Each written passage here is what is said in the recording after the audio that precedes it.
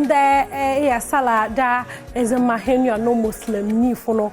Na otu da musuntino otu na we he nuanum tiazi ho adwum ne mu odende from na from hajia memuna mejodo baby biara ewo Ghana ha. Say Muslim pa titu here manepe from nama obi ma obi baraka da sala na da mara nso na say enye Muslim but oye ene nuanum nkoteze ebia na nyim obi intino also ton safra me na wish nuanum Muslims funi nyinara baraka da sala number muzuru to guano 0302 211 70123 Pochonda phone no from back hi into 23 me sana me see number no dubium or 0302 211 70123 in Pocho from na anepe yama henu no Muslims of no baraka de sala Tino,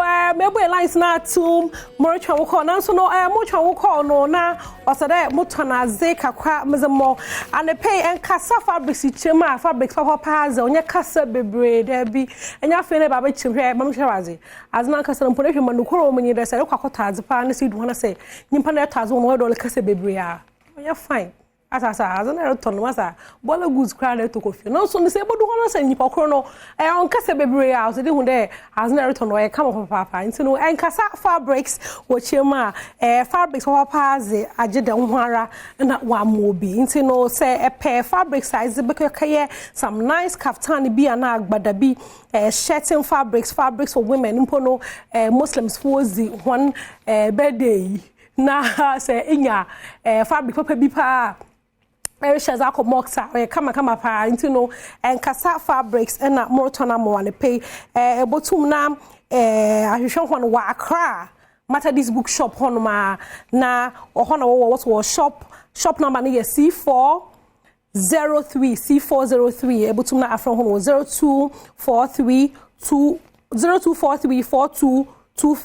0243422591 Pocho Bomazana friend Casa fabrics na kekeje wo fabrics wana nye me first caller. Hello, good morning. Heji Mamuna. Oh, Aze Pocho, I first person in Chambi bin K Muslim. Me Pacho you. Okay, it is saying that's what me jina had na so be from menje pokono de den. Me Pacho barika de sala na want to work at the barika kade. Barika kade. Into my try. Into no merka barika de sala. Barika kade. Nah. But that's what wasn't maybe from free. Friend me dead to me prefer touch my Bono East capital. Oh my God, touch one for and I pay me aboko. Yaminadum yehu yibi. Okay, nyame I hear Adom salano. Yaminadum ntini. Gugu nti wa ma wi ma ye fom.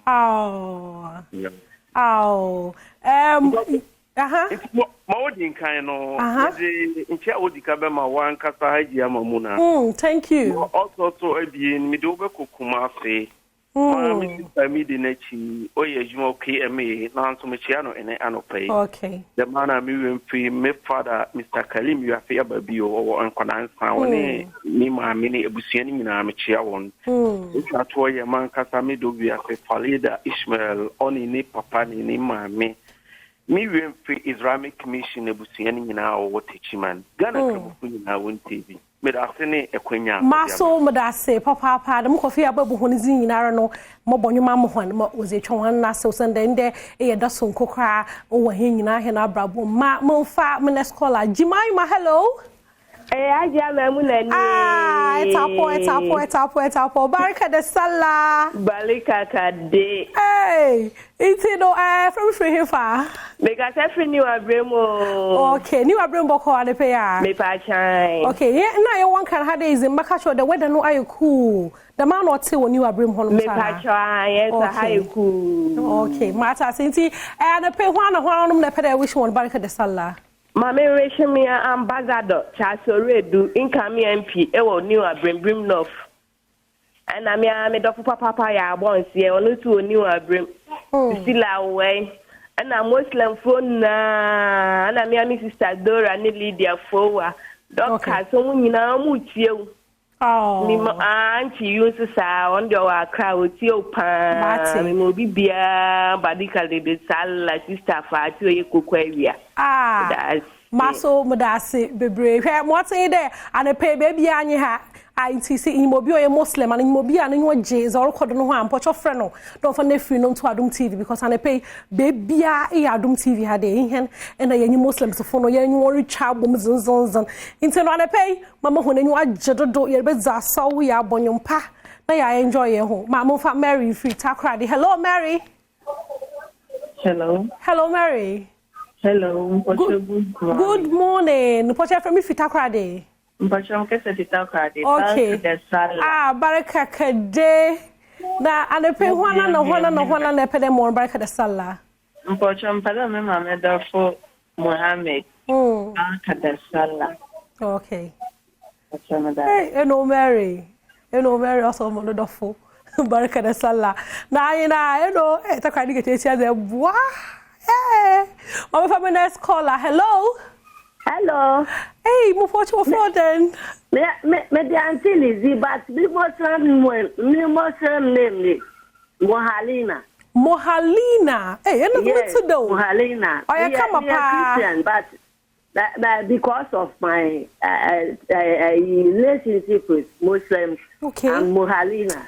And you know the Muslim ya done so o Ghana hade ya because a Muslim full a Christian full nyina ya yakor omodi sala ni nyina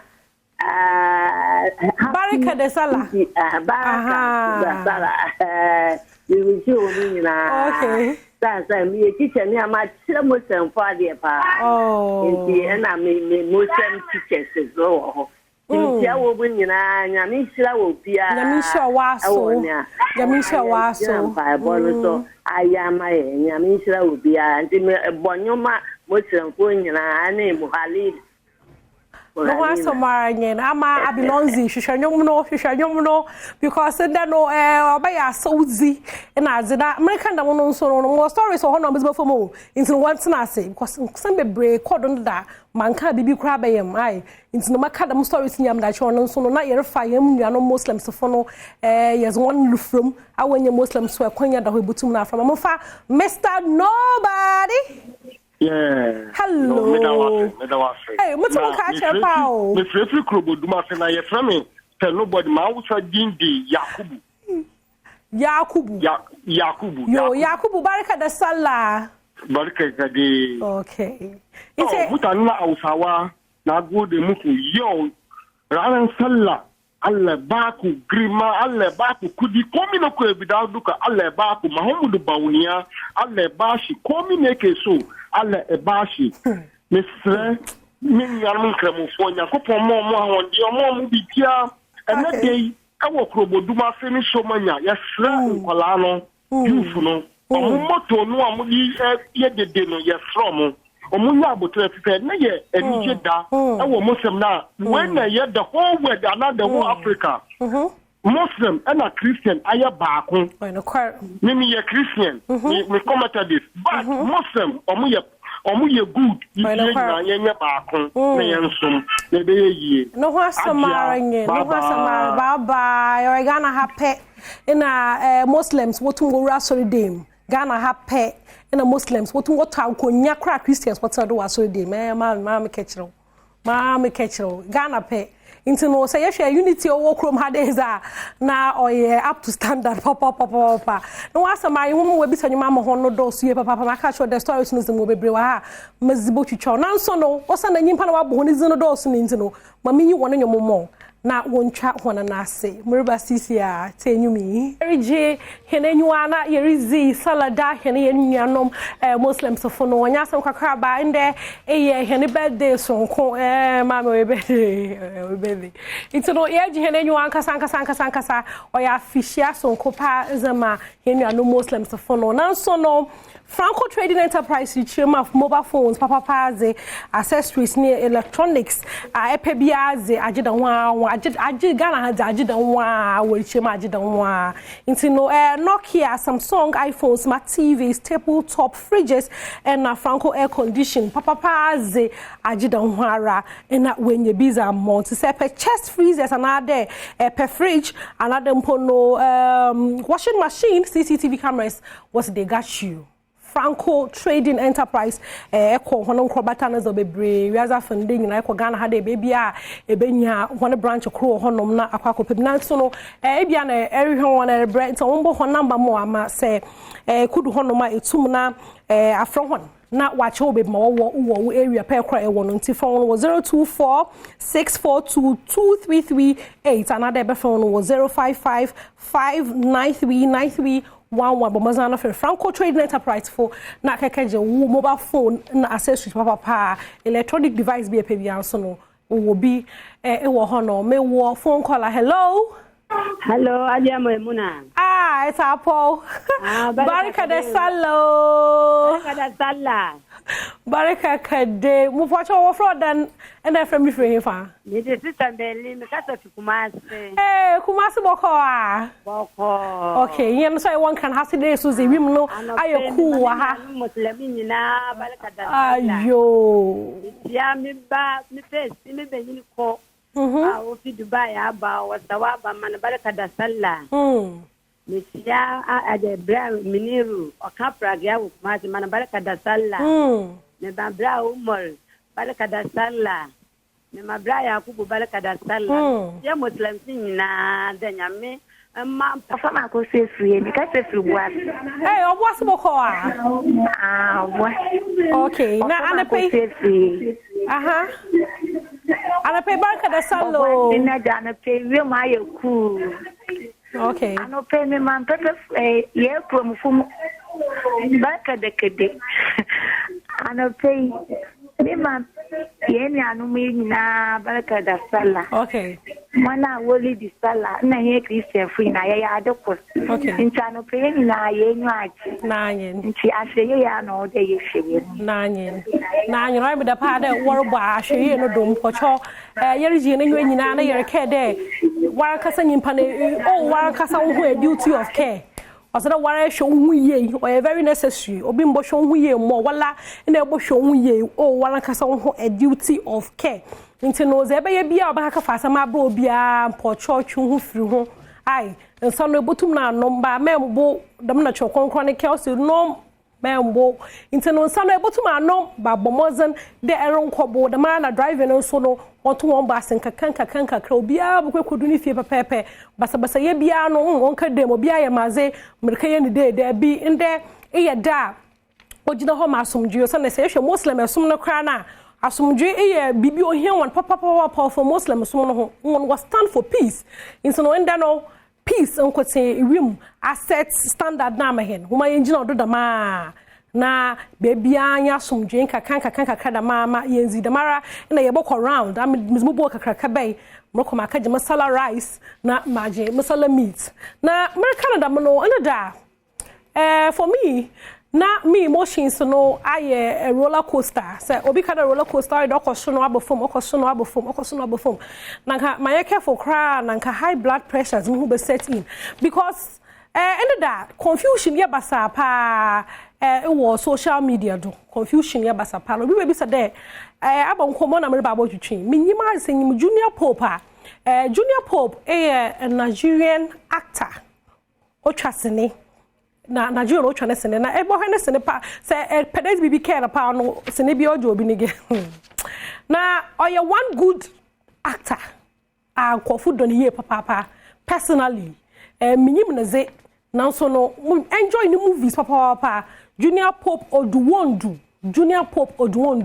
nize no oye da mo no ote na zoti na da ye ho no ma na yenya nente de brother no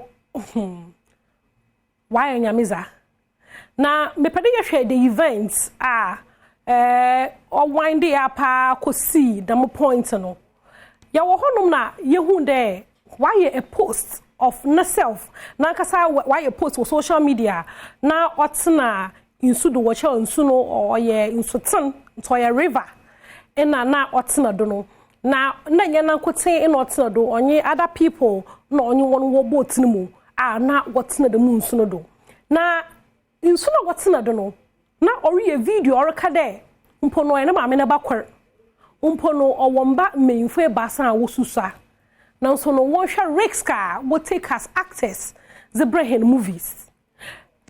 Personally, muhu video no I was like why the otna boat to that on share life jackets? That was the first thing obamitirum. And na engena kwetese no otna boat no do. I will share video no na mo koda na makanka na asam na cho. Share video no na yemra. Yeah, bros.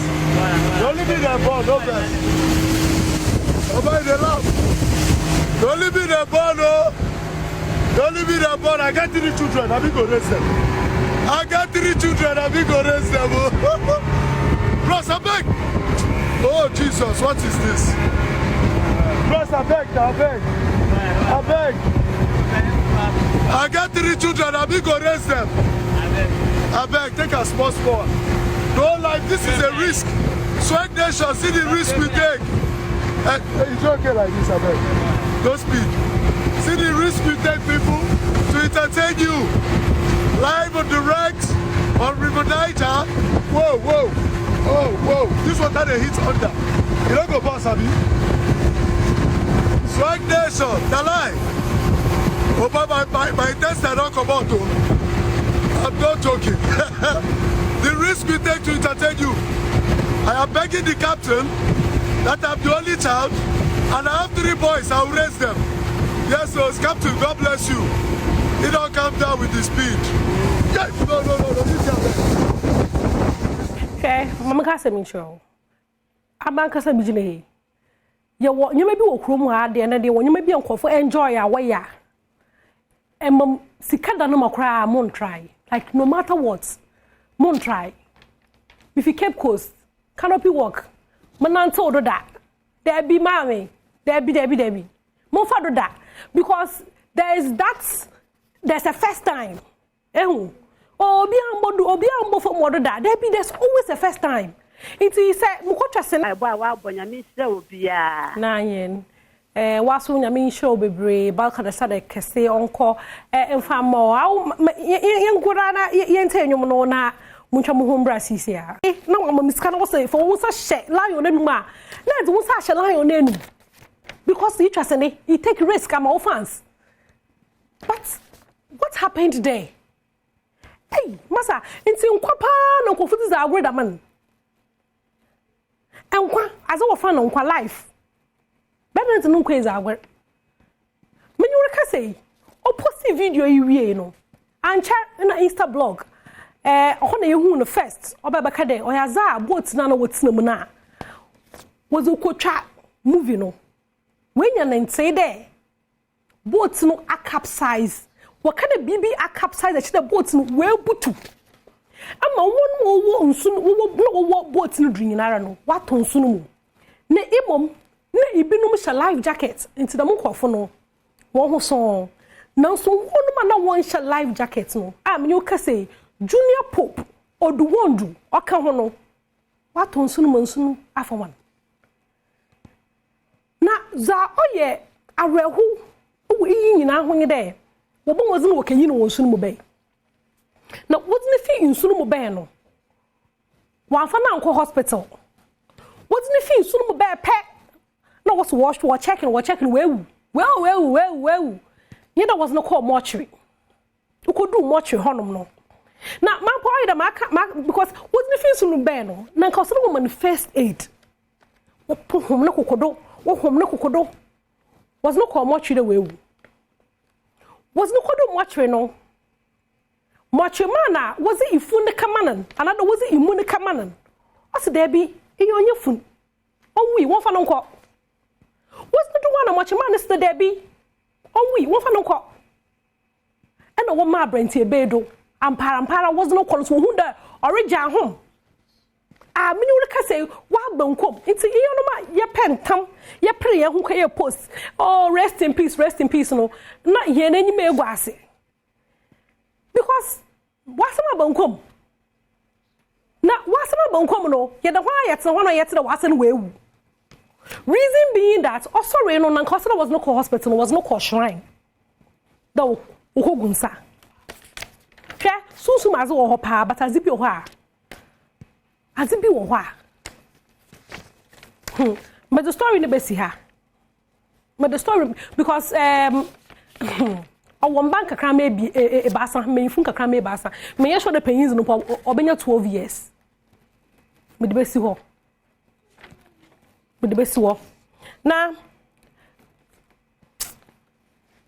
ma happen ai me de besi ha na ye basa na ye hia obi bia so ma san ma me ze e brown no nyame hia won ma sorry